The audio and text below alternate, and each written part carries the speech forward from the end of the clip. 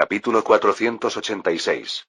Todo este alboroto era, de hecho, solo eventos de Europa Occidental. Jajaja. Mi querido amigo, Emperador Napoleón. No se preocupe. Cuando pase el invierno y llegue la primavera, el Rasputitsa también terminará. Entonces usted podrá liderar el gran ejército y pacificar la rebelión. Yo también ayudaré. Hoy también el zar Pavel no dejaba de hacer promesas grandilocuentes. Probablemente era más para ocultar su propia ansiedad. Las noticias del exterior estaban prácticamente cortadas. Las fronteras estaban bloqueadas por culpa de los vasallos del Imperio francés que habían rebelado, y los océanos estaban bloqueados por Inglaterra. Las pocas noticias que llegaban eran principalmente a través del Imperio Otomano, Egipto y Siria. Además, se decía que había estallado una rebelión incluso en el territorio metropolitano del Imperio francés. Pero si Napoleón perdiera el poder, ¿estaría bien Pavel? No podía ser. Naturalmente estaba haciendo alboroto para tranquilizar a Napoleón. Por supuesto, el propio Napoleón estaba completamente tranquilo. Viendo a Napoleón escuchar distraídamente las palabras de Pavel en el Palacio de Invierno, el mariscal Junot se encogió de hombros. Parece un emperador de tiempos de gran paz. Pavel. Es una persona sin remedio. ¿Entonces nosotros también debemos quedarnos atrapados aquí sin remedio? Su Majestad el Rey. Parece que la situación en España tampoco es muy buena. Sin embargo, Eugene solo respondió con una sonrisa. Cuando pase el invierno, tendremos que regresar, Junot. De alguna manera, esta audacia era similar a Napoleón y a su hijo, pensó Junot chasqueando la lengua. Por supuesto, el ejército del Imperio francés no había estado holgazaneando en Rusia. Para preservar las tropas, construyeron campamentos temporales e hicieron todo lo posible por la higiene. También procedieron con el reclutamiento en Rusia y Suecia, las aliadas, para reponer las tropas perdidas. Pero toda Europa se había vuelto antifrancesa. No era extraño que entre la grande armée estacionada en Rusia aumentaran las voces de ansiedad. ¿Cómo resolverían el emperador y el rey este problema? Sacudiendo sus pensamientos sentimentales, cuando Junot salía al corredor. ¿Qué han decidido hacer con el plan de división de Rusia? Esta vez era el mariscal Massena. Actualmente el Palacio de Invierno estaba lleno de personalidades francesas por todas partes, como si fuera el Palacio de las Tullerías del Imperio francés. Especialmente estaba lleno de mariscales y generales superiores, y Massena también entraba y salía como si fuera su casa. Por supuesto, porque pensaba que había mucho que ganar en esta Rusia. Eugene se encogió de hombros mirando a Massena. Por ahora estoy negociando con la emperatriz María Feodorovna. Más que cualquier otra cosa, parece interesada en que se pueda transferir el trono a la hija de Alejandro. Aún así es el hijo más amado, ¿es eso? Para ser preciso, debe pensar que el gran duque Constantino es demasiado incompetente. Los príncipes Nikolai y Mikhail son demasiado jóvenes. La corte del Imperio ruso sabía mejor que nadie que el zar Pavel no estaba en estado normal. También sabían que no tenían el poder para determinar su propio destino.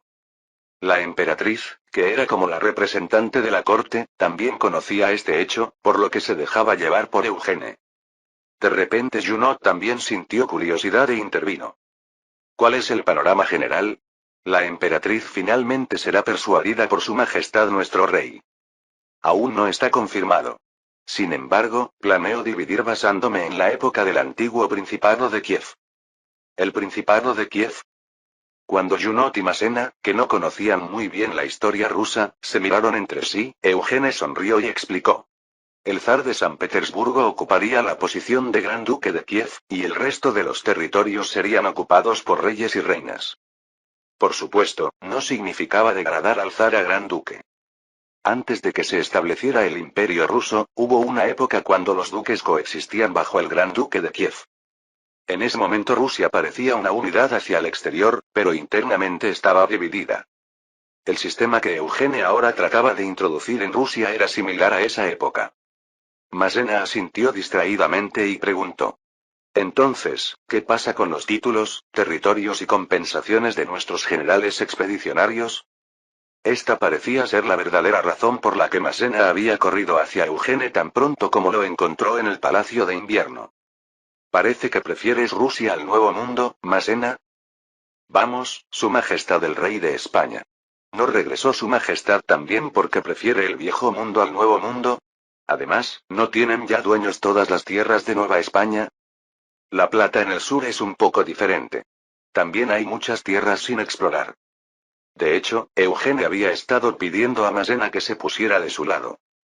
Pero mientras Eugene fuera rey de España, la compensación dada a Massena tendría que ser principalmente territorio español. Además, era cierto que los territorios del Nuevo Mundo tenían más posibilidades que la España continental, donde ya se habían determinado la mayoría de los propietarios. Pero siendo europeo y de edad avanzada, Massena parecía preferir el viejo mundo. Además, Massena tenía otra razón personal.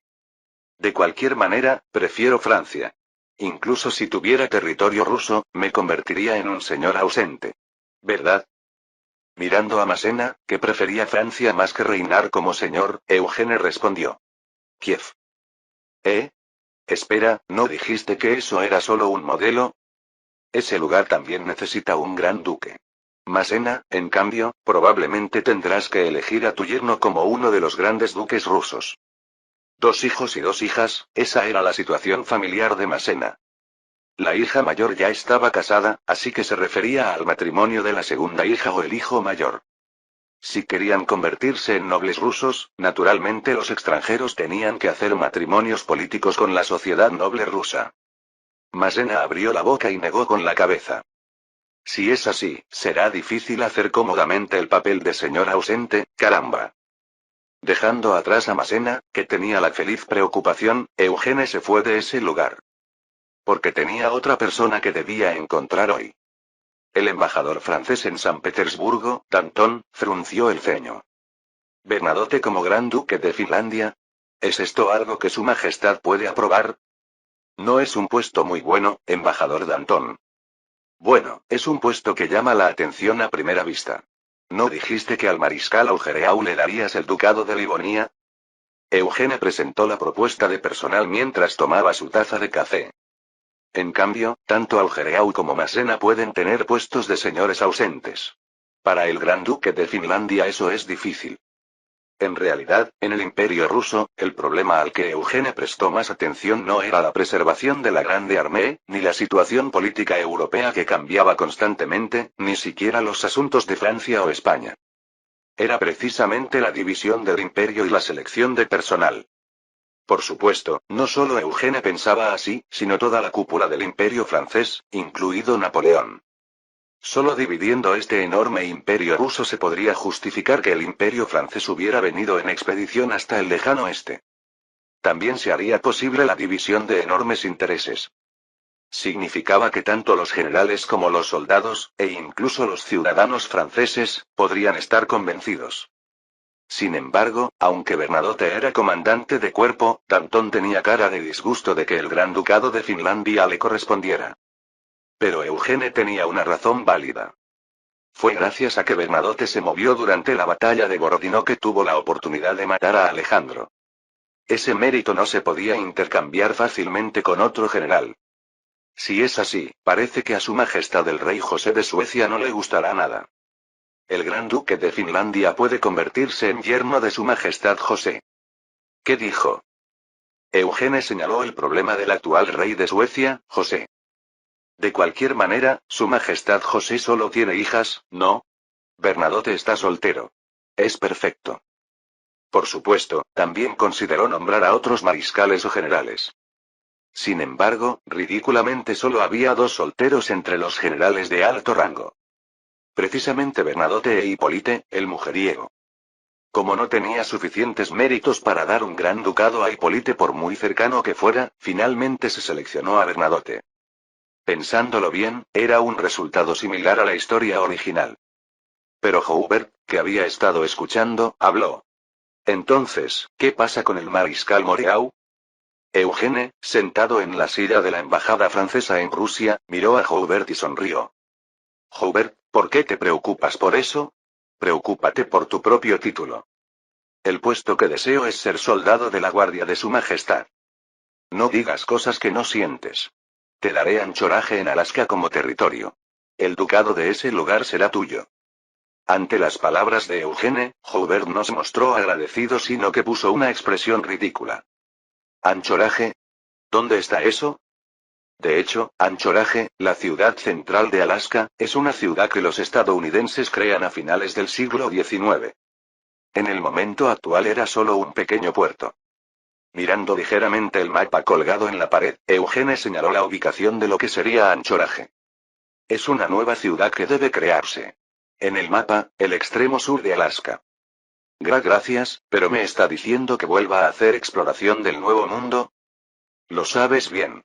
Por supuesto, se dará suficiente compensación monetaria por separado. En acciones del canal de Suez. Por supuesto, Joubert se quedó helado de asombro. Tenía fresco el recuerdo de haber cruzado Alaska antes de pasar Siberia. ¿Tenía que volver a esa tierra sin explorar? Entonces LaSalle, que había venido como asistente al lado de Eugene, se burló. Deje de molestar al pobre Joubert. Ya decidió darle un título en California. Fiu, qué alivio. No eres el único que lo recibe. Champorant y yo también lo recibimos. Jejeje. Llevémonos bien. Entonces Danton, que estaba molesto por no recibir un título, preguntó. Más que eso, Su Majestad el Rey, ¿qué hará? ¿A qué se refiere? En cuanto al título del señor embajador, Su Majestad el Emperador probablemente lo asegurará pronto. Sí, ¿verdad? Pero lo que trato de decir es que los rusos no se someterán fácilmente así. Los nobles, los militares, e incluso los campesinos tienen sentimientos antifranceses en aumento. Danton dijo con cara mitad satisfecha, mitad preocupada. He oído que incluso hubo un incidente donde golpearon a un soldado francés que fue a conseguir provisiones. Por supuesto, parece que fue un noble dueño de una gran plantación. Parecía que gradualmente aparecían los males de la ocupación extranjera a largo plazo. Aunque habían hecho todo lo posible con los suministros, el ejército del Imperio francés era un ejército acostumbrado al saqueo y la requisa. Los conflictos con los locales rusos podrían ser un resultado inevitable. Eugene bajó su taza de café y preguntó. En momentos como este, lo mejor es la división interna. ¿Alguna buena idea? La hay. ¿Cuál es, Danton? Danton sonrió maliciosamente. Somos un ejército de liberación, así que convirtámonos en liberadores, Su Majestad. Aunque había sido abanderado de la revolución, como hijo del emperador, Eugene comenzó a escuchar una solución que no había considerado. Por supuesto, la liberación no era exactamente música para los oídos del emperador Napoleón. ¿Qué quieres liberar? Cuando Napoleón preguntó a Eugene con cara muy disgustada, Eugene respondió ligeramente. Los siervos. Eugene, yo también pienso que los siervos en el siglo XIX son anacronísticos. Pero entiendo que esa es la base de Rusia. Ahora de todos modos queremos dividir el imperio unificado. Es destruir la base misma. De repente los ojos de Eugene brillaron. Debemos liberar a los siervos para hacer que nobles, plebeyos y siervos luchen entre sí. Naturalmente, junto con un decreto de división de tierras. De hecho, la liberación de los siervos era una medida que el imperio ruso había considerado desde la emperatriz Catalina. Sin embargo, debido a muchas dificultades, no se había implementado realmente. Pero se llevaría a cabo si los extranjeros entraran y lo proclamaran unilateralmente. No podía ser. Pero se podía hacer que lucharan entre sí bajo el pretexto de la liberación de los siervos. Hacer que nobles, plebeyos y siervos codiciaran los derechos de los demás. Como había pasado en Francia durante los inicios de la revolución. La mirada de Napoleón cambió. No habrá mariscales que quieran quedarse como señores en Rusia. ¿No sería eso libre elección? Este país podría seguir envuelto en guerra civil. Eugene respondió tranquilamente. En cambio, el mundo de Francia será pacífico. Eugene conocía la historia original de Rusia. De cualquier manera, al final de la acumulación de contradicciones, mucha gente moría. Así que incluso si aquí ocurriera una pequeña guerra civil, no cambiaría mucho. Napoleón, que había estado sumido en pensamientos, torció la boca en una sonrisa. Está bien. Vamos a ver si nos convertimos en liberadores de siervos. Por supuesto, las consecuencias de la liberación tendrían que ser soportadas por los rusos. Pero Francia se volvería pacífica. Capítulo 487. Al final, para que la gran expedición rusa fuera registrada como un éxito, había algo que definitivamente debía hacerse. ¿Liberar a los siervos? De hecho, eso es algo que Rusia debe resolver por sí misma. Lo que nosotros debemos hacer es dividir Rusia. Pavel está perfectamente vivo, ¿cómo? El secretario principal del rey de España, Hipólite, agitó su brazo vendado e inclinó la cabeza con curiosidad. De hecho, la pasada batalla de Borodino había sido una batalla bastante feroz también para Eugene y sus más cercanos. En primer lugar, el propio ejército del Imperio ruso estaba compuesto de un tipo de soldados que el ejército francés nunca había experimentado. No eran soldados que avanzaban incluso cuando volaban balas de cañón. Por eso Eugene tampoco pudo evitar una guerra de desgaste, e Hipólite también resultó herido durante el acompañamiento. Por supuesto, Eugene no sentía ninguna culpa por la herida de Hipólite. Porque en la historia original, Hipólite tenía el pecado original de haber arruinado la vida de Josefina. Eugene, que observaba el salón del Palacio de Invierno, sonrió en voz baja. Hay cientos de formas de dividir un país. Una de ellas es el decreto de liberación de siervos. La voz del ministro Rostopchin se alzó. ¿Qué locura es esa? Liberar a los siervos. Los siervos, es decir, no eran esclavos pero vivían atados a la tierra agrícola. Originalmente nacieron en la época medieval, pero era una clase que había desaparecido a medida que el continente europeo se civilizó. Sin embargo, en la tierra helada de Rusia, que aún era como la época medieval, los siervos todavía existían. Sobre todo, más del 30% de la población del Imperio ruso eran siervos. Como el censo poblacional de Rusia era inexacto de todos modos, según las estadísticas, había estimaciones de que se acercaba al 40%. ¿Pero por qué era tan grande el número de siervos? Porque los grandes terratenientes, es decir, los nobles, utilizaban muchos siervos como esclavos. Por eso, el decreto de liberación de siervos no podía sino provocar la oposición de los grandes nobles. ¿Pero habría solo aquellos que se oponían a este decreto de liberación? No, la liberación de siervos no es también un viejo sueño de Su Majestad Pavel. Eso es cierto. Además, siervos en el siglo XIX. ¿No es esto vergonzoso? De hecho, el difunto Su Majestad Alejandro, no, el traidor también estaría de acuerdo en este punto. Novosibirsk, Czartoryski, Kochubey. Todos habían sido los más cercanos a Alejandro. Los otros tres, excepto Stroganov que murió en el campo de batalla, sorprendentemente se habían unido a la corte de Pavel. Aunque había el factor de que el zar Pavel no estaba en sus cabales, al final fue porque Francia lo permitió. ¿Por qué? Naturalmente para hacer que alzaran voces de oposición en la corte del zar como ahora. Un grupo de nuevos nobles. Nobles que habían crecido en poder comerciando con Inglaterra y Francia. Como el comercio era su principal fuente de riqueza, tenían relativamente poca necesidad de siervos. Naturalmente, siendo nobles, era cierto que era conveniente tener siervos. Pero si los siervos desaparecían, los grandes nobles incompetentes no tendrían más remedio que enfrentar una crisis. Entonces sería más fácil para los nuevos nobles ascender. Esta era también la razón por la que en el reinado original de Alejandro, los nuevos burócratas liderados por Novosibirsk promovían parcialmente la liberación de siervos. Por supuesto, al final fracasó. Me pregunto qué está pasando aquí, rey de España. De repente, cuando la emperatriz se dirigió a Eugene, Eugene respondió con actitud elegante. Entiendo que originalmente la liberación de siervos era un viejo sueño de Su Majestad el zar. También sabe que eso es imposible.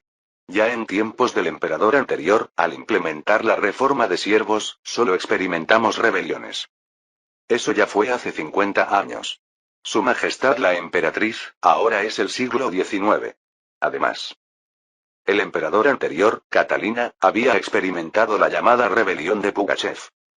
Pero detrás de la rebelión de Pugachev, que parecía solo una represión, se escondía la política conciliadora de Catalina. Al principio de su reinado, Catalina promovió una serie de reformas junto con nobles de origen alemán. Entre ellas, naturalmente se escondían políticas de suavización del sistema de siervos atrasado para la época. Pero como resultado, surgió oposición entre los nobles del imperio. En el proceso de resolver esta oposición, los cosacos se alzaron. Al final, la suavización del sistema de siervos enfrentó vientos contrarios, y Catalina tuvo que introducir un sistema de siervos aún más fortalecido. Sin embargo, Eugene, conociendo la situación histórica, la ignoró y dijo las palabras correctas. El imperio francés ha venido a esta tierra como liberador. Para liberar a los cosacos, liberar a su majestad el zar de los traidores, y ahora liberar a los siervos atados a la tierra.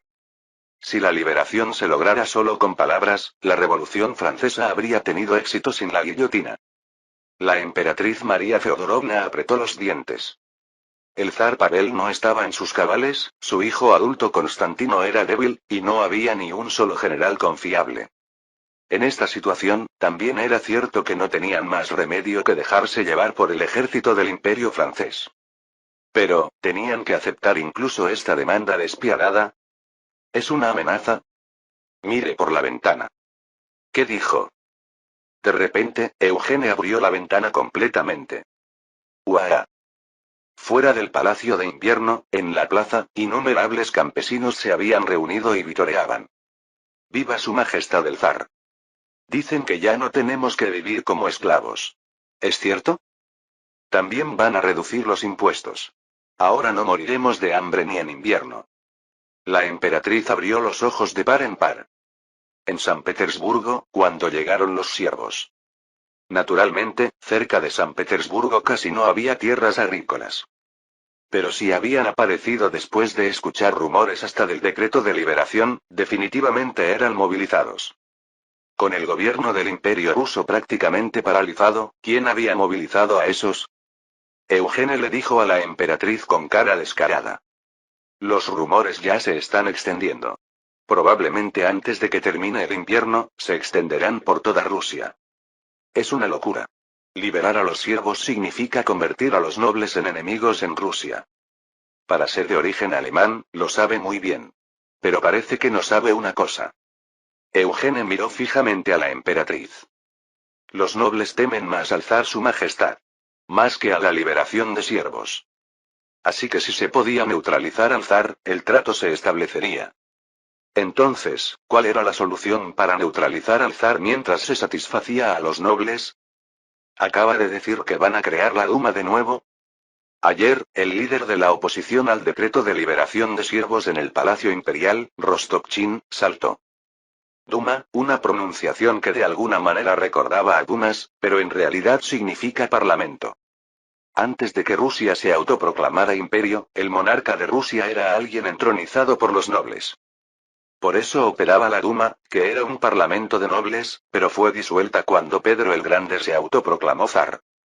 Pero ahora Eugene, que era virrey de Francia y rey de España, había propuesto la resurrección de la Duma. Así es, ministro Rostopchín.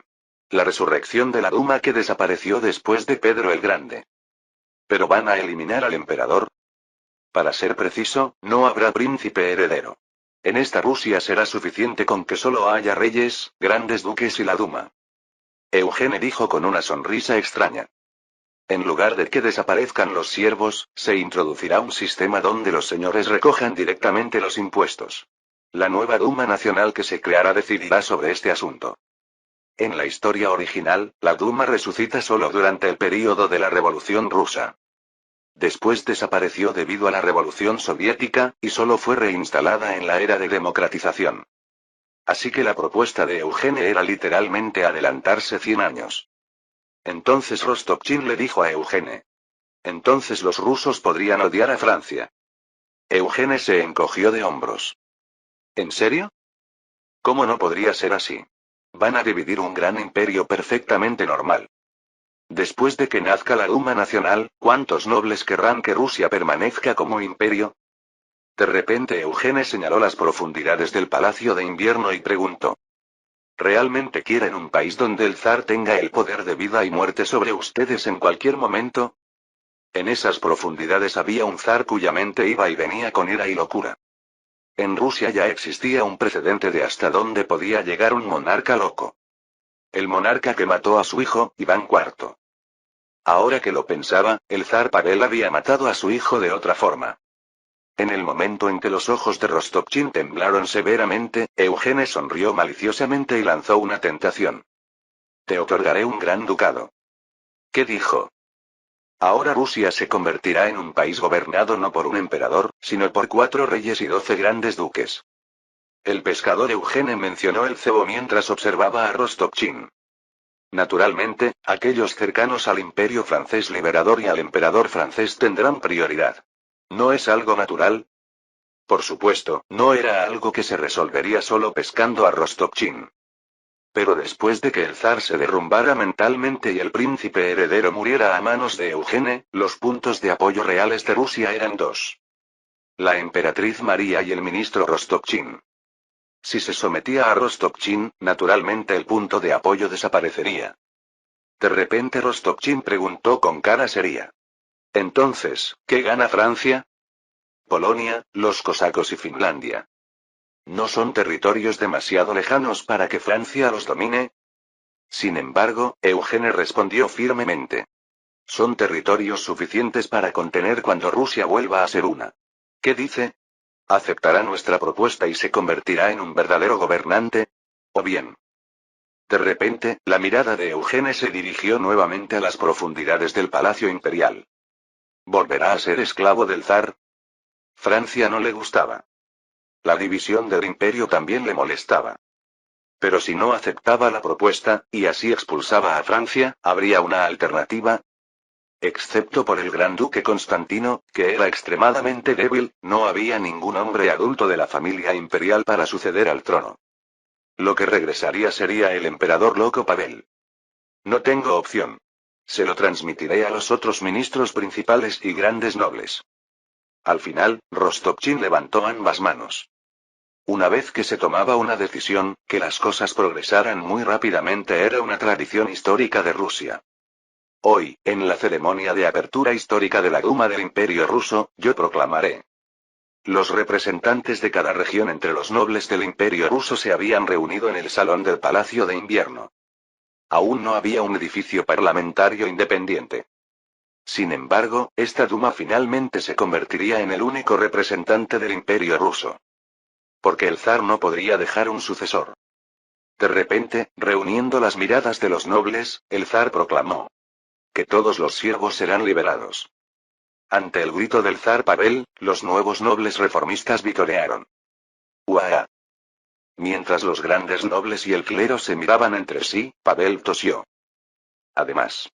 Según la propuesta de mi querido amigo, el emperador Napoleón, quiero proclamar un nuevo plan de reorganización nacional.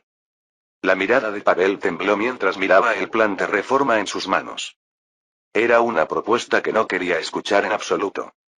Pero Pavel estaba lo suficientemente cuerdo como para saber que esta propuesta no era una simple recomendación. Yo he enfrentado la situación donde el príncipe heredero, el sucesor del imperio, ha cometido traición. Considero esta situación trágica, y además. Su Majestad, es demasiado lento. Napoleón, Su Majestad. Yo. De repente, el emperador Napoleón, que había arrebatado el documento de propuesta, declaró sonoramente en francés. Leeré en voz alta. En el futuro, el imperio ruso se convertirá en un país gobernado por 4 reyes, 12 grandes duques, y ustedes, miembros de la Duma. Ante las últimas palabras, todos los nobles que eran miembros de la Duma se levantaron y aplaudieron. Clap, clap, clap. Fue el día en que Napoleón se alzó en la Duma como el proclamador del decreto de liberación de siervos. Junto con la declaración de división del Imperio ruso. Capítulo 488. No necesariamente el país se divide solo cuando el zar desaparece. ¿Me dices que me convierta en rey de Moscú? El segundo hijo de Pavel, Constantino, preguntó con ojos cansados. Eugene sintió un poco de pena al mirar a Constantino. No era por la división de Rusia. En realidad era porque en la historia original, Constantino era famoso como una buena persona pro-napoleónica. Pero las buenas personas tienen similitudes con los ingenuos. Constantino era así. Fue desdeñado por Alejandro y también ignorado por Napoleón. Al final, después de que comenzara la expedición rusa, el bondadoso Constantino abogó por negociaciones de paz, pero nadie escuchó las palabras de Constantino. Por supuesto, actualmente no había abogado por negociaciones de paz ni era considerado particularmente pro-francés. Sin embargo, su inclinación innata de detestar la guerra era tan evidente que incluso Eugene, que lo veía por primera vez, podía darse cuenta.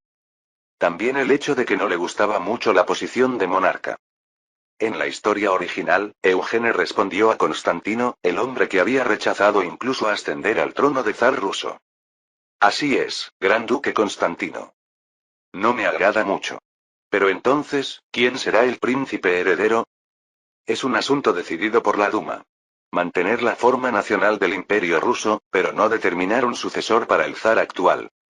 Eugene confirmó el hecho que había escuchado distraídamente en la Duma. Este imperio se convertirá en un imperio temporalmente sin príncipe heredero. Entonces, ¿quién ascendería al trono después de que muriera el zar Pavel? Constantino tenía una expresión de esperar que al menos no fuera él. En la historia original, Constantino también enfrentó una situación de sucesión al trono. Fue porque Alejandro no dejó un sucesor adecuado. Sin embargo, Constantino, que era gobernador de Polonia, rechazó la sucesión, y finalmente ascendió Nicolai, el octavo hijo de Pavel y tercero entre los varones. El problema era que Nicolai era el hijo menor, así que aún tenía solo 14 años. Además, en una situación donde se implementaba la división del imperio, ¿podría realmente estar como sucesor adecuadamente? Como si hubiera considerado un problema similar al que pensaba Eugene, Constantino preguntó de vuelta con cara seria. ¿Hasta cuándo será eso? Primero después de que se determine la hegemonía de Europa. Escuché que la Francia metropolitana está cubierta de rebeliones. Pero, en esta situación planean quedarse en Rusia continuamente. ¿El ejército francés? La rebelión de la Francia metropolitana. Noticias que llegaron a Constantinopla a través de la red de información mediterránea de la SRT, y luego llegaron hasta San Petersburgo. Sin embargo, a pesar de los rumores de que París había sido volcado, Napoleón y Eugene seguían sin perturbarse. Probablemente le parecería extraño a Constantino. Por supuesto, había una razón. Aunque París había caído, se había recibido la noticia de que Josefina y otros miembros de la familia imperial estaban a salvo. Pero sin necesidad de explicar las circunstancias internas, Eugene negó con la cabeza y respondió. Gran duque, esta es la voluntad del emperador Napoleón Su Majestad y mía, Eugene Rey de España. Además, acaba de decirlo. Que la Grande Armée, el ejército francés, sigue intacto. La Grande Armée, el ejército más fuerte del continente que había conquistado Europa, quebrado el Sacro Imperio Romano y aplastado Prusia. Ahora eran quienes habían quebrado incluso al ejército del Imperio ruso en Borodino. Por supuesto, durante el período no combativo continuaban ocurriendo pérdidas inevitables por enfermedades y deserción. Sin embargo, con una lealtad y apego inimaginables para un ejército del siglo XIX, el cuerpo principal de la Grande Armée seguía intacto. De los 250.000 sobrevivientes, 230.000 seguían estacionados sin problemas. Por el contrario, la Grande Armée tiene dificultades para partir hasta que se establezca la nueva forma nacional de Rusia. ¿No sería mejor apresurarse a cumplir el deseo y hacer que Francia se vaya? Constantino suspiró y preguntó de vuelta. ¿Soy yo solo el rey? No. Son 4. ¿Qué? Parecía que Constantino no había escuchado nada de la información anunciada en la Duma. Nacerán el rey Nicolai del reino de Vladimir y el rey Mikhail del reino de Ryazan. ¿El reino de Ryazan? Ese lugar es prácticamente territorio sin explorar. Espera, ¿y Kiev? Kiev y las antiguas tierras cosacas están programadas como principados y reinos independientes. Ah, el gran duque de Kiev es, por cierto, el duque Masena de Rivoli. No se quedará en Rusia, así que puede estar tranquilo. Kiev, el lugar de origen de la historia rusa. Era ridículo entregar ese lugar a un mariscal francés que ni siquiera era ruso. Pero por supuesto que Constantino, y ninguno de los nobles rusos señalaron ese punto. Ya habían pasado 300 años desde que el centro de Rusia se trasladó a Moscú, y 100 años desde que se trasladó a San Petersburgo. Kiev ya no era objeto de interés de los nobles rusos. Además, al decir que sería un señor ausente, la resistencia no podía sino disminuir aún más. La parte que preocupaba a Constantino era otra. Dijiste que eran 4. Entonces, ¿quién es el único? Rey. Aquellos que representarían a los antiguos rusos en la Rusia donde el zar podría desaparecer. Si alguien que no fuera de la casa real Romanov ascendiera, eso sería algo intolerable. Eugene dio una respuesta que cumplía las expectativas. Es el hijo ilegítimo del príncipe heredero muerto, Alejandro el Usurpador, Nikolai Yevgenievich Lukács.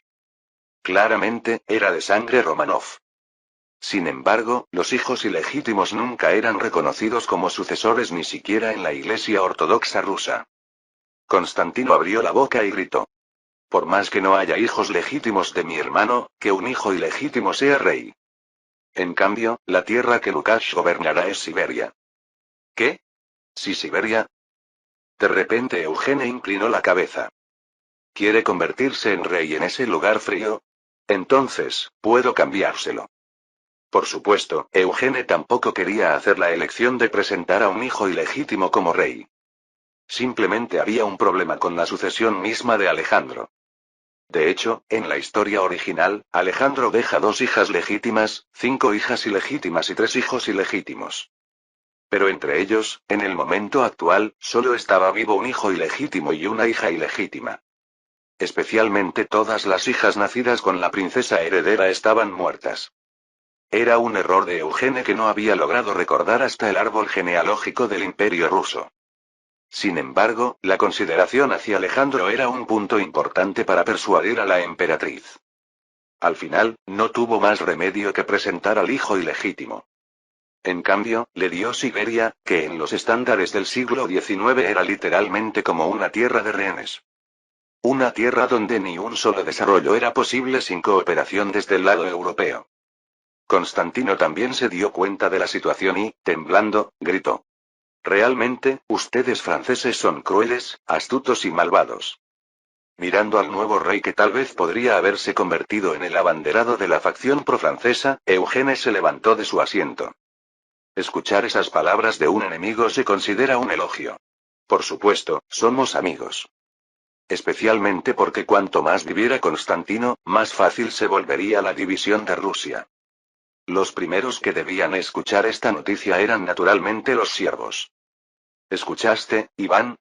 Dicen que se estableció un nuevo rey. El campesino Iván, que aún no había escuchado ni siquiera el decreto de liberación, se burló de su amigo Piotr que había traído el rumor. Iván también sabía que el mundo estaba revuelto. En los dominios cercanos, no eran pocos los siervos que habían sido llevados a la guerra. Sin embargo, parecía que la guerra también había terminado, y para los siervos la agricultura era más urgente, así que no era algo muy importante. Especialmente los asuntos de los de arriba eran aún menos importantes.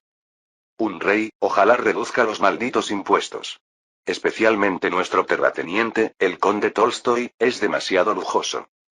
También van a liberar a los siervos. ¿Qué? El siervo Piotr tragó saliva y dijo.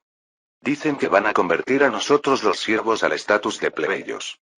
El dominio del conde Tolstoy, Yasnaya Poliana cerca de Tula en el sur de Rusia.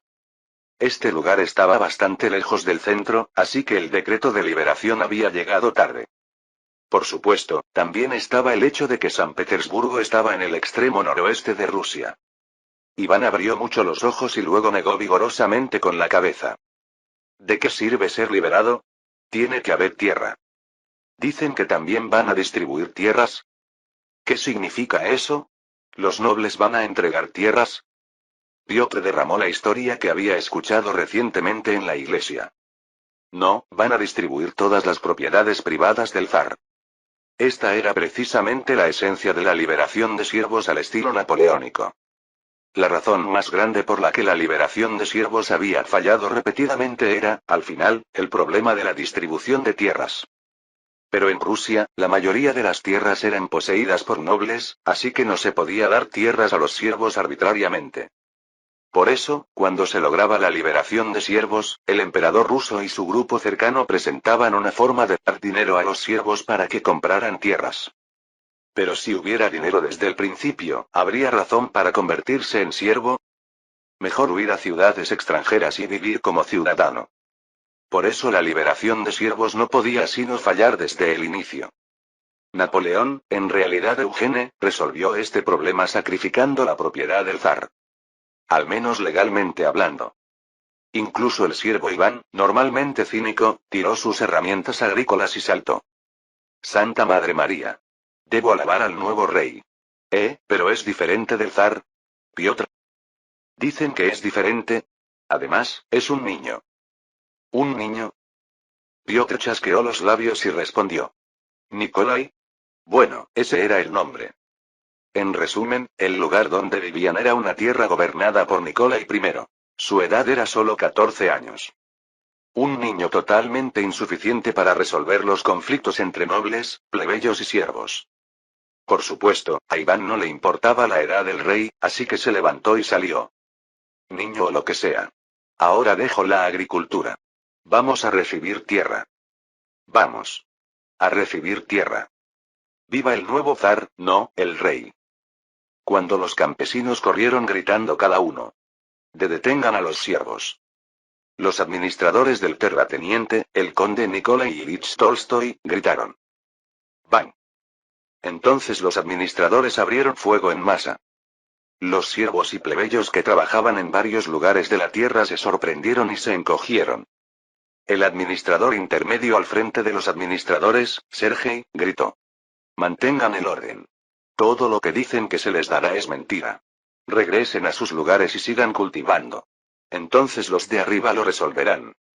Tonterías. Siempre ha sido así. Ustedes administradores se lo llevan todo. Correcto.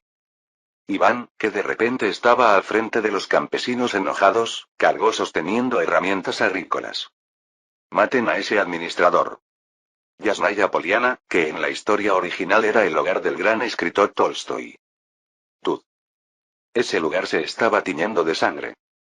En las afueras de San Petersburgo, en la pequeña ciudad Tsarskoye Selo creada por la emperatriz Catalina, Hipólite estaba mirando tranquilamente informes y chasqueó la lengua. Realmente, es un desastre. Literalmente todo el imperio ruso estaba envuelto en llamas. Incluso Bennigsen, que aún no se había rendido, no habría podido causar tal devastación. Por supuesto, el ejército de Bennigsen también estaba prácticamente aislado en el este, reducido a unidades de regimiento. Eugene, leyendo el informe de Rochenkel en que detallaba la situación de Europa Occidental en lugar de Rusia, respondió. Ahora es solo un problema que deben resolver los 4 reyes, 12 grandes duques y la Duma noble. ¿Podemos regresar sanos y salvos? Por eso intencionalmente concentré asignaciones de personas de origen francés y polaco en los dominios de la ruta de regreso. De repente la mirada de Eugene se dirigió al mapa colgado en la pared. El imperio ruso que se extendía por el continente euroasiático ya estaba dividido. Por ahora parecía nominal, pero una vez que los poderosos se establecían por separado, no terminaba así. Mientras nobles, plebeyos y siervos disputaban entre sí, Rusia se dividiría. Siberia será prácticamente abandonada, y Rusia se convertirá en una era de estados en guerra. Entonces, nuestro oponente a combatir es. Naturalmente, 1. Eugene miró al final del mapa, al país isla. Inglaterra. Presintiendo al último enemigo mortal que pronto se acercaría al continente europeo. El año que sería recordado como cuando el imperio ruso se dividió. Ahora, también había llegado el momento para que Eugene regresara a Europa Occidental. Capítulo 489. Hacía tiempo que no había un día tan hermoso. Ejem. Es una mañana muy buena. Tú también lo piensas así, ¿verdad, María? Tsarskoye Selo, el pueblo donde una vez Catalina había disfrutado con sus amantes en una villa. En una de las villas, ahora otro emperador se levanta de la cama con su amante. María Uwalewska, una dama noble de origen polaco, se sonrojó mientras cubría su cuerpo desnudo con las sábanas. La noche anterior había sido una noche demasiado ardiente también para María. Sin embargo, el hecho de haberla pasado con Napoleón hacía que María se sintiera aún más avergonzada. Si su majestad está bien, yo también estoy bien. Ja ja ja. Realmente eres muy buena. Si yo fuera soltero, tal vez te habría hecho divorciar y me habría casado contigo. No tengo la estúpida codicia de convertirme en compañera de su majestad el emperador. María, que había sido una dama noble bastante recatada, se avergonzaba del hecho mismo de cometer adulterio. También se avergonzaba aún más de sentir placer al tener relaciones con el emperador. Sin embargo, un hecho sostenía el corazón de María para que no se derrumbara. Que todo esto era por la patria desaparecida, Polonia. Solo confío en que Su Majestad cumplirá su promesa. Mirando a María que hablaba con los ojos bajos, Napoleón se levantó del lugar. Desde la primera vez que se conocieron, María solo había pedido la independencia de Polonia. Por otro lado, Napoleón solo había codiciado el cuerpo de María. ¿Por qué podía ser tan sacrificada? Napoleón aún no lo entendía. Aunque Polonia se independice, no es que tú obtengas algún beneficio. Es algo muy extraño. ¿Su Majestad nunca ha deseado que Córcega se independice? Parece que hace mucho tiempo fue así. Pero yo he vivido orgulloso de ser francés y emperador de Francia. Incluso si yo fuera derrotado y destronado. El hombre que una vez fue independentista corso, Napoleón, declaró con convicción. Yo soy el emperador de Francia. Este hecho no cambia. María miró fijamente al emperador. Ciertamente María tampoco entendía al emperador. María había nacido como hija de un independentista polaco y fue educada por el padre de Chopin, quien se haría famoso en la historia original. La independencia de la patria era una premisa natural para los polacos, desde nobles hasta plebeyos. ¿Tenía Francia, la Gran Revolución, o el Imperio algún poder que hacía insignificante incluso la independencia de la patria? Entonces, ahora que llegó la primavera, es hora de que regrese a su patria. En el camino de regreso también te llevaré a tu tierra natal. Además, mi hijo será duque de Lublin. ¿Eh? Pero Lublin todavía es territorio ruso, Su Majestad. Entonces Napoleón se acercó a María y le dijo con una sonrisa extraña. El gran duque de Varsovia ya me traicionó. El ducado de Varsovia ya no existe en el mundo. Aunque no pueda devolver las tierras cosacas, todo el territorio de Lituania debe ser para los polacos. De repente, María se levantó emocionada con el corazón lleno. El niño nacido de una relación no bendecida, Alexandre Joseph. Naturalmente también era feliz que ese niño se convirtiera en noble. Pero las palabras que hacían latir el corazón de María en este momento eran otras. Para los polacos, Varsovia regresaba. Su Majestad, entonces. Sí, la resurrección del reino de Polonia. Gracias, Su Majestad. Todos los polacos enviarán lealtad y bendiciones a Su Majestad. En ese momento Napoleón sonrió siniestramente y abrazó a María. Para mí es suficiente con tu bendición. Amante de Polonia, ¿me bendecirás con la victoria en lugar de mi emperatriz? De repente los ojos de Napoleón estaban llenos de deseo. Probablemente no había sido suficiente con haberla atormentado toda la noche anterior. Sin embargo, María abrió su cuerpo felizmente. Sí. Con mucho gusto. Mi emperador Su Majestad. Para disfrutar del tiempo de amor que probablemente sería el último. Ahora que el hielo había desaparecido, un gran buque de guerra entró al puerto de San Petersburgo. Fiu, realmente no me acostumbro al mar Báltico. Es primavera, ¿por qué está así el mar?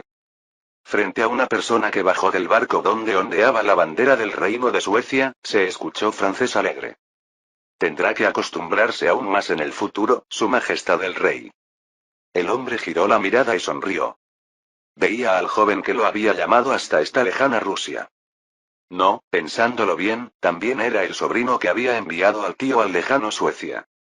Sobre todo, como el otro también era monarca, habían mantenido el protocolo de la diplomacia interestatal. El rey José I de Suecia tomó firmemente la mano del rey Eugenio de España que había salido a recibirlo. Vaya, Su Majestad el rey de España ha salido personalmente a recibirme. Es un honor. Solo lamento no haber podido saludarle antes, tío. Yo tampoco pude ayudar en nada en la expedición rusa, no, en la guerra de restauración del zar. Pero hablando de eso.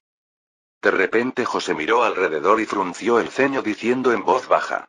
Hacer que Bernadotte, de 46 años, se case con Julia que apenas tiene 14. ¿No es demasiado? Afortunadamente Bernadotte no había salido junto con él. La notificación de nombrar a Bernadotte como Gran Duque de Finlandia era aceptable. De cualquier manera, aunque Finlandia había sido territorio del antiguo reino de Suecia, dividir el imperio ruso era como Francia quisiera. Pero hacer que el nuevo Gran Duque Bernadotte se casara con la hija mayor de José era absurdo. En primer lugar, Julia aún tenía solo 14 años, era menor de edad. Bernadotte es un hombre muy paciente. Probablemente esperará hasta que cumpla 16, ¿verdad? En tiempos de la antigua dinastía, esa edad era la edad apropiada para el matrimonio. No es ese el problema. Además, en 2 años Bernadotte cumplirá 50. O no podrá recuperar el territorio de Finlandia en absoluto. Eugene le dijo a José suave pero firmemente. Como dice tío, Suecia no pudo brindar ninguna ayuda en esta guerra. Sin embargo, Eugene tenía otra razón para forzar este matrimonio. De hecho, en la historia original Julie muere temprano. Pero que siguiera viva hasta ahora probablemente era porque José había vivido una vida relativamente tranquila.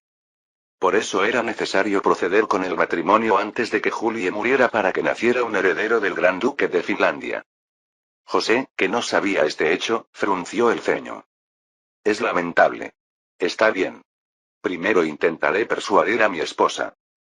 Debe persuadir primero a su hija. Por supuesto, Bernadotte visitará Estocolmo pronto. ¿Crees que ese maestro de espada podrá conquistar a mi hija?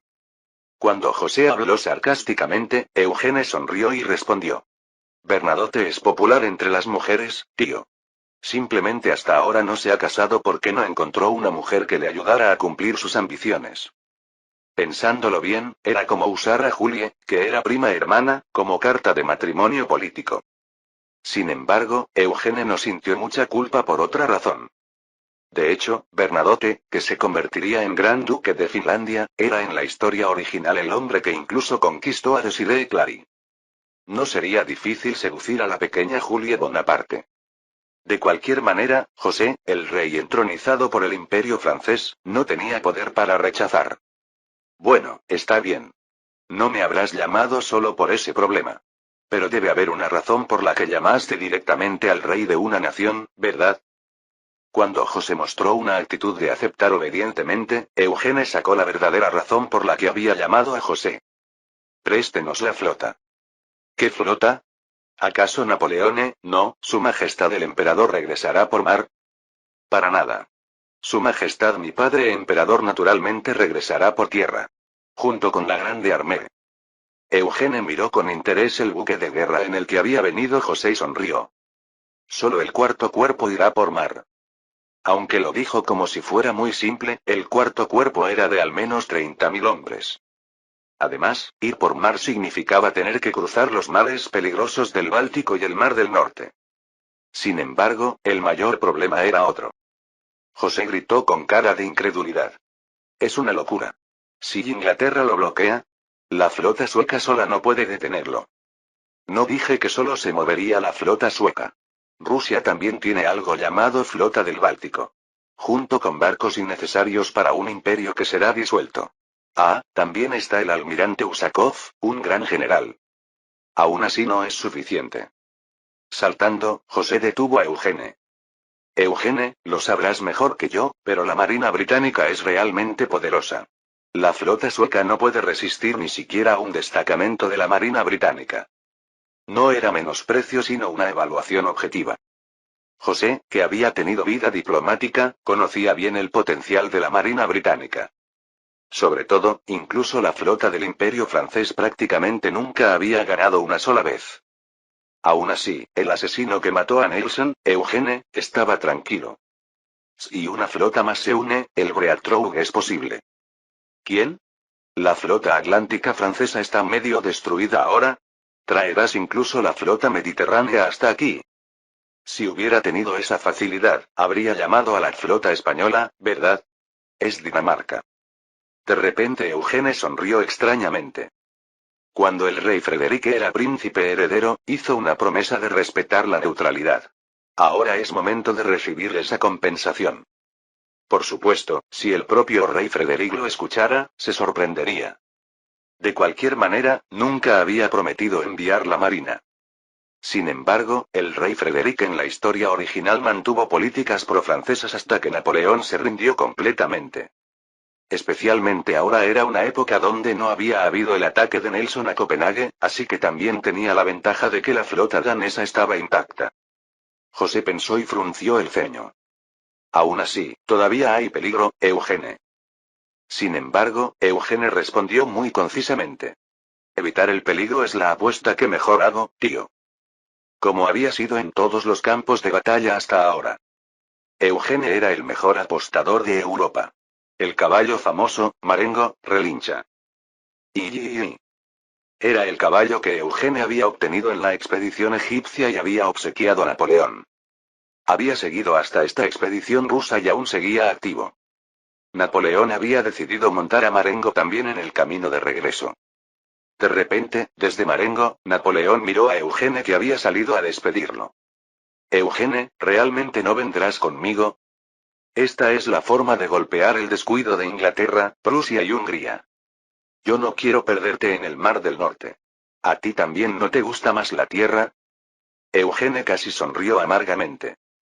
Era como decir que no era lamentable morir en tierra firme, no en el mar.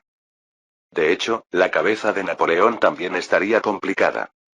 Al regresar, ahora se acercaba el momento de discutir sobre el sucesor del imperio. ¿Podría Napoleón entonces poner a Eugene como candidato?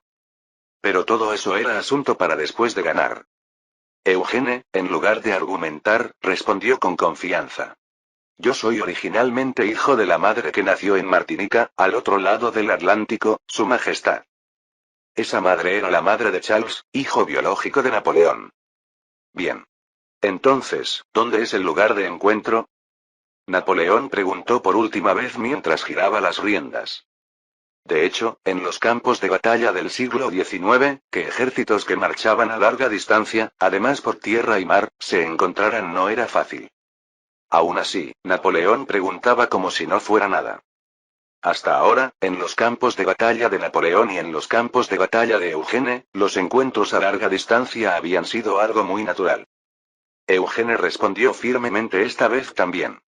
Leipzig. Nos veremos allí. Marzo de 1810. Napoleón y la Grande Armée finalmente dejaron San Petersburgo y comenzaron a marchar hacia Leipzig, el lugar donde en la historia original también esperaba un campo de batalla del destino.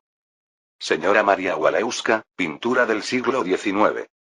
Capítulo 490. El camino que toma la Grande Armée sigue siendo un lodazal. Chap, chap, chap. Los que van más adelante en la vanguardia no son otros que los soldados de infantería. Es finales de marzo, primavera, pero el noreste de Europa aún está frío. Los caminos sin pavimentar de barro, que no están completamente congelados ni completamente derretidos, empapan las botas militares del ejército francés. Aunque el ejército francés es normalmente famoso por sus marchas rápidas, en este camino realmente no tienen más remedio que ir lentamente. De repente, el general que seguía a caballo el camino que habían abierto los soldados de infantería, el mariscal Massena, silbó.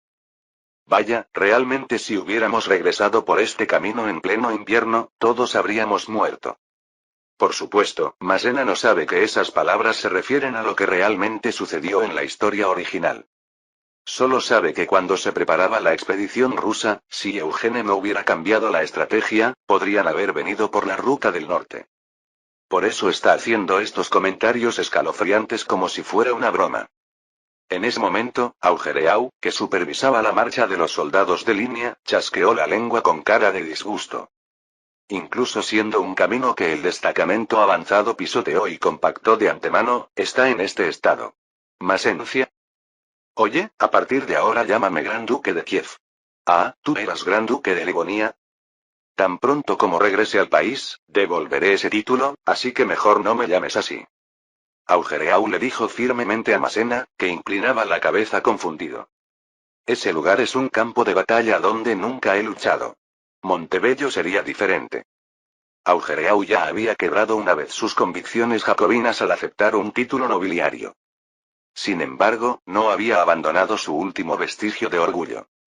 Si iba a convertirse en noble oficialmente, al menos recibiría el nombre del lugar donde logró esa hazaña. Si Napoleón hubiera otorgado el título de Gran Duque de Borodino, tal vez lo habría aceptado aunque con reservas. Pero Livonia, la Estonia y Letonia modernas de la historia original, no tiene relación con Augereau. Por supuesto, en la historia original fue una de las rutas de marcha durante la expedición rusa. Massena espoleó su caballo y se rió. ¿No eres demasiado rígido? Ahora Murat aceptó inmediatamente el puesto de Gran Duque de Vladimir cuando se lo ofrecieron. Eso es realmente ridículo. Alguien que una vez se proclamó jacobino podría al menos rechazarlo una vez. Murat originalmente no quiere perderse cosas honorables. No es algo que haya descubierto ahora. De repente, Masena echó un vistazo al frente con su telescopio y dijo. Además, es cierto que hace trabajos desagradables en lugares que no se notan. Ahora mismo Murat está comandando el destacamento avanzado. El número actual de la Grande Armée en la ruta de retirada es de 230.000 hombres en total. De estos, sorprendentemente, la caballería alcanza los 100.000. En realidad, esto se debe a que se unieron soldados polacos que vinieron como tropas auxiliares y jinetes ligeros cosacos. Aunque se les prometió un reino independiente, saben que si Napoleón es derrotado, todas esas promesas se volverán nulas. Pero los caminos embarrados son aún más difíciles de marchar para la caballería que para la infantería. Por eso alguien necesita liderar la infantería y ir adelante para compactar y abrir el camino. Murat precisamente estaba desempeñando ese papel. Actualmente, todo el camino de retirada desde San Petersburgo es territorio enemigo. Aunque la Grande Armée marcha con todas las precauciones, la carga sobre la vanguardia es grande.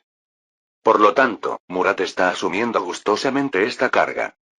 Por el contrario, Augereau respondió como si no le gustara para nada.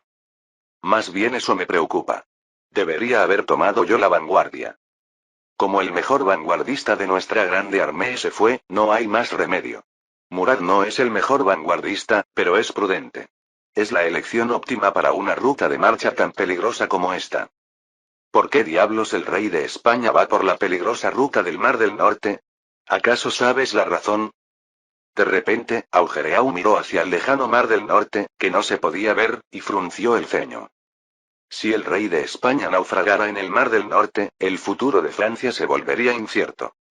Si Eugene hubiera tomado la vanguardia, Augereau no habría sentido ninguna ansiedad.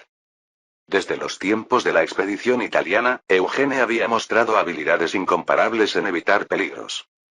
Por el contrario, Murat tiene antecedentes de derrota completa al quedar atrapado en una emboscada cuando el archiduque Carlos de Hungría era gran duque. Pero Masena se enfocó en un punto extraño y se burló de Augereau. Oh, sorprendente. Pensé que aún eras republicano. No niego completamente la República Ciudadana. Además, el único hombre capaz de gobernar este complejo imperio que el emperador ha creado es el rey Eugene. ¿Aún queda turno en la línea del rey Eugene? ¿Qué tal si te consigo un lugar para estrechar la mano? Augereau miró fijamente a Masena y negó con la cabeza. Masena, realmente no tienes preocupaciones.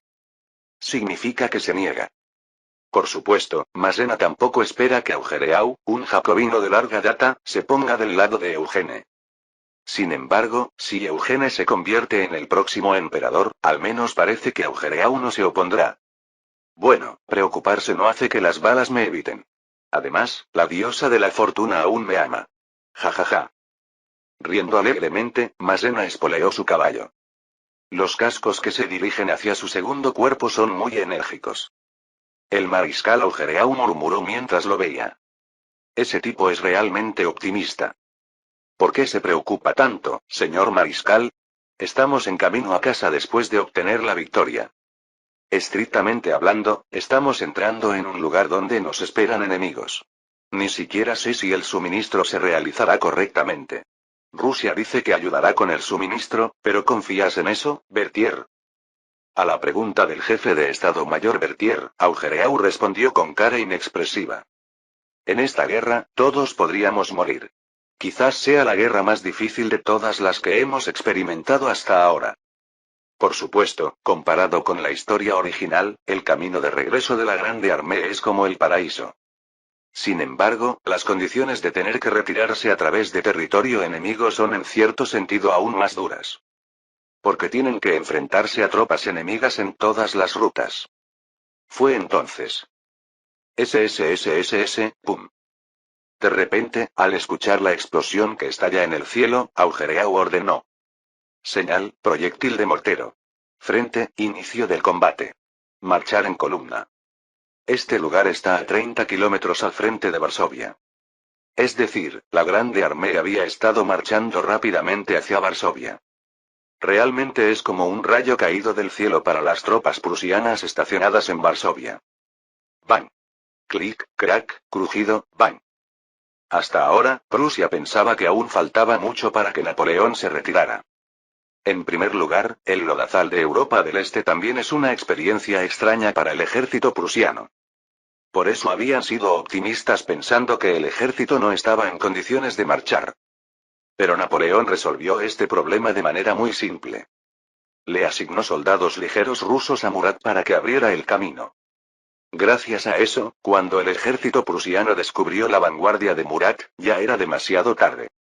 El comandante de la guarnición de Varsovia, Friedrich Wilhelm Freyer von Bülow, gritó desesperadamente: «Deténganlos. Aquí, debemos retrasarlos aunque sea un poco para que Su Majestad el Kaiser tenga tiempo de retirar su ejército».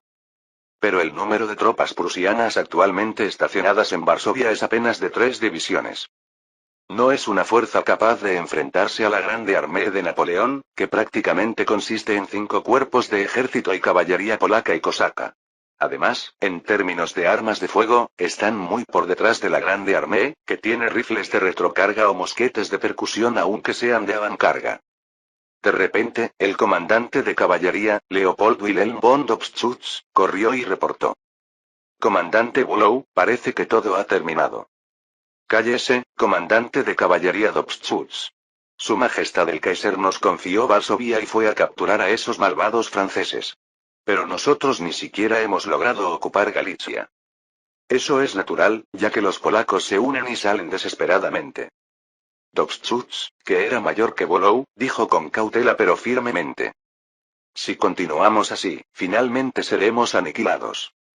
Originalmente en la historia original, tanto Bülow como Dobschutz son generales famosos de la Sexta Guerra Napoleónica. Especialmente Bülow es llamado el general salvador de la patria por detener al ejército francés liderado por Ney justo frente a Berlín. Sin embargo, ahora frente a una fuerza tan abrumadora, incluso Bülow no tenía muchas opciones. Finalmente, Bülow, que juzgó que era más importante preservar las fuerzas, también se rindió. No hay más remedio. Retirémonos. Sin embargo, para eso debemos dar un golpe fuerte al ejército enemigo. Intentaré un avance sorpresa. Bien. Confío todo en el general. ¿Eh? Pero los ojos de Bülow, que estaba dando permiso para el ataque sorpresa, se agrandaron. ¿Qué es eso? Varsovia es una ciudad construida en una llanura. Por eso tiene la ventaja de que se puede ver claramente cuando el enemigo intenta algo. Pero las cosas que se acercan a lo lejos son objetos que, aunque sea claro que son, no hay forma de detenerlos. Rum. Venían cañones. Toda la artillería, proceder con la preparación de bombardeo. La persona frente a los cañones no es Marmont, ni Drouot, ni siquiera Eble. En lugar de los famosos comandantes de artillería franceses, extrañamente hay un general ruso parado allí. Alexei Petrovich Yermolov. Un general de artillería del Imperio ruso que también participó en la batalla de Borodino. Pero el número de cañones que trajo la artillería de Yermolov superó el sentido común de Bülow. ¿Qué? ¿Todos esos son cañones? No puede ser. ¿No son falsos? Primero, retírense del alcance. En el momento en que los oficiales estaban dando órdenes cada uno, cayó la orden de Yermolov. Ricochet, fuego. En ese momento, 300 cañones escupieron fuego. Boom. Boom. Boom. Originalmente en la historia original, el ejército prusiano también debería haber estado acostumbrado a grandes baterías de artillería para 1810. Sin embargo, debido a que Napoleón ganó de manera tan abrumadoramente rápida, había habido poca competencia de disparos de artillería en Europa occidental. Por lo tanto, esta era la primera vez para el ejército prusiano. El bombardeo concentrado de una gran batería de artillería en sí mismo. Locos, traer más de 100, no, más de 300 cañones al campo de batalla. Pero cuando se dieron cuenta, ya era demasiado tarde. Después de que terminó el bombardeo que realmente redujo Varsovia a polvo, Napoleón hizo su entrada. Ciertamente los rusos son baratos y efectivos. Por supuesto, los proyectiles no alcanzaron el interior de la ciudad de Varsovia. Sin embargo, el daño sufrido durante la batalla era inevitable. Además, Napoleón no es un monarca que se preocupe por los asuntos de otros países. El jefe de Estado Mayor General Berthier asintió con cara inexpresiva. El ejército prusiano parece estar viendo este espectáculo por primera vez. En Austerlitz ganamos principalmente con caballería e infantería. Además, las fuerzas principales no estaban aquí. ¿A dónde habrán ido? Pensé que nos estarían bloqueando. Pero el chambelán Duroc corrió urgentemente hacia el emperador. Majestad, hemos descubierto noticias sorprendentes de los prusianos capturados. ¿Qué pasa, Duroc? El rey prusiano Wilhelm se autoproclamó Kaiser y se dirigió impíamente al frente occidental para invadir nuestro imperio francés. En el momento en que Napoleón frunció las cejas, Duroc lanzó el informe realmente sorprendente. Además, el ejército húngaro también. Ambos ejércitos combinados suman nada menos que 400.000. La autoproclamación como Kaiser era en realidad información que la Secretaría de Rochechouart ya había obtenido. Además, ya habían escuchado noticias de que había estallado una rebelión dentro de Francia, y que Austria y Prusia habían llevado a cabo una invasión de Francia aprovechando esta oportunidad. Pero que el número alcanzara nada menos que 400.000 era información obtenida por primera vez. Una capacidad de movilización de escala tremenda. Napoleón sabe mejor que nadie que esto no se puede lograr de la noche a la mañana. Esto es obra de Carlos. Bien. Confío en Sevier. Sin embargo, aceleren más la velocidad de marcha. En 10 días, almorzaremos frente a Berlín. Los mariscales y generales superiores de Napoleón hicieron reverencias al unísono y gritaron. Sí, Majestad. Ahora había llegado el momento de que la Grande Armée comenzara realmente su marcha rápida. Con Alemania como escenario. Fin del capítulo 490.